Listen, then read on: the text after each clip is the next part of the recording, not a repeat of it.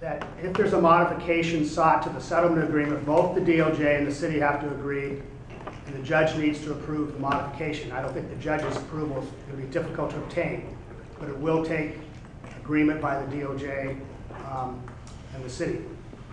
Yeah, that's right. Along with the open letter, I had also sent to the COCO and the executive committee members a copy of a list of issues that several of us, some COAB people, some non-COAB people, believe need to be addressed by the full COAB.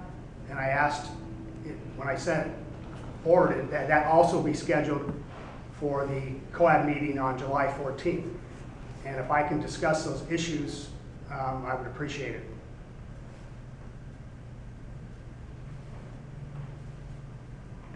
Yeah, Tom, I totally support that, and we can see if that can be added to the July 14th agenda for the COAB meeting. Okay. I'll read the list of issues into the record, and then I'll offer some comment. A list of issues for the COAB to consider regarding the operation of the COAB and the COCO. The first one we already sort of dealt with. It's number 1. Should the COAB be allowed to select its chair from its membership rather than being chaired by the COCO? 2. Should the COCO be replaced in whole or in part by a court-appointed monitor with duties and responsibilities similar to the court-appointed monitors for settlement agreements in cases brought by the DOJ against other such cities as in Seattle and New Orleans? 3, what paid staff and funding does the COAB need to fulfill its responsibilities under the settlement agreement? 4, should members of the COAB receive stipends or at least receive reimbursement for mileage, parking, and bus expenses? 5, should the COAB have the authority to select, to have access to private legal counsel independent of the city attorney's office to give legal advice to the COAB in matters affecting the operation of the COAB and fulfilling its responsibilities under the settlement agreement? 6, what should be the criteria and process for selecting and appointing individuals to the COAB? 7, what should be the criteria and process for selecting and appointing individuals to the executive committee? Should there be a term limit on membership on the executive committee? 8, how many subcommittees, including the executive committee, should COAB members be allowed to serve on at one time? That's the 8 issues that several of us have identified. Most of those don't require modifications of the settlement agreement. The COAB selecting its own chair from its membership, I believe, would.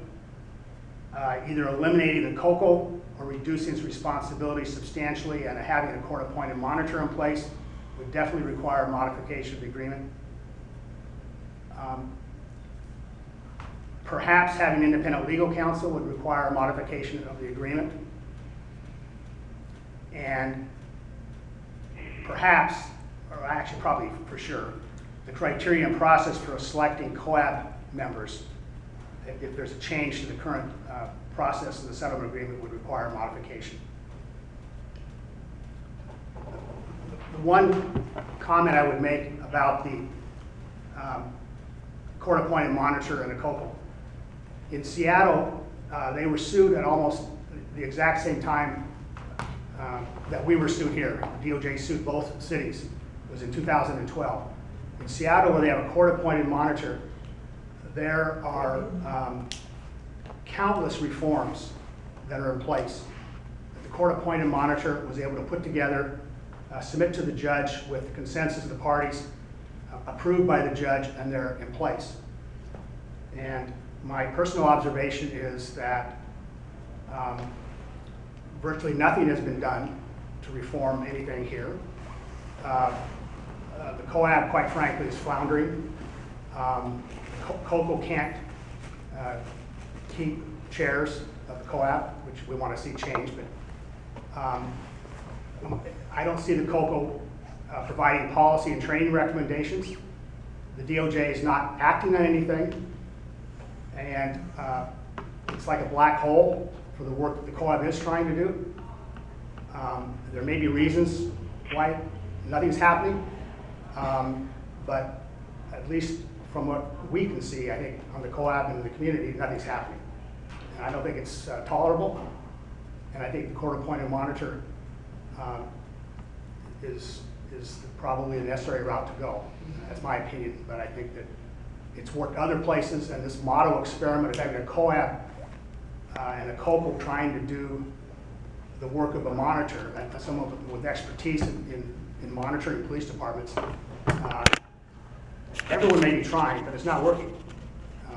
At least that's my opinion.